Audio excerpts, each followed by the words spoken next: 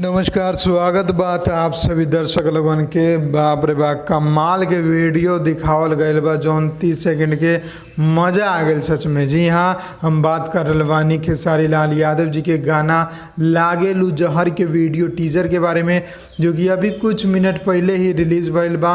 और का रिलीज़ भइल बा, जी हाँ, बहुत ही कमाल बवाल ई वीडियो गाना बा, जो कि आप लोगन के बीच में परसों यानी कि 7 जुलाई के फुल वीडियो सॉन्ग सुबह सुबह आप लोगन के देखे के मिली। बात करें गाना के टीम के, तो गाना में सबसे पहले तो खेसारी लाल यादव और शिल्पी राज की आवाज़ आप लोगन के सुने के मिली। गाना के लिखले बड़े आज़ाद सिंह, म्यूजिक आज़ाद सिंह के साथ विवेक सिंह दिले बड़े, और मिक्सिंग जोन बा वो अष्टभुजी स्टूडियो में कल गल बा, जो कि गोरखपुर में मौजूद बा। और गाना के जोन वीडियो बा हो में खेसारी जी के साथ श्वेता महारा आप लोगन के नजर आई।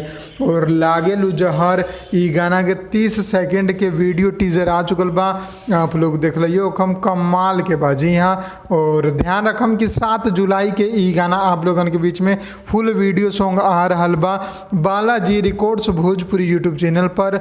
और तो हल्का मचा देगा बा, जी हाँ, कहर बरसा देगा बा आप लोगन के। कहे से कि जोन लुक बा खेसारी लाल यादव जी के ई गाना में वो काबिले तारीफ बा। जो भी एकर डिजाइनर बा कपड़ा के, बहुत ही काबिले तारीफ लुक बा। लोकेशन बहुत ही शानदार बा।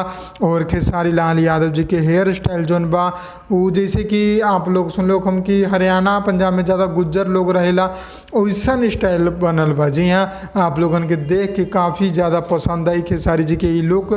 तो आप लोगन के कैसे लागल वीडियो कमेंट में ज़रूर बताएं। हम मिलम आप लोगन के अगला वीडियो में, तब तक खातिर जय हिंद, जय भोजपुरी, प्रणाम।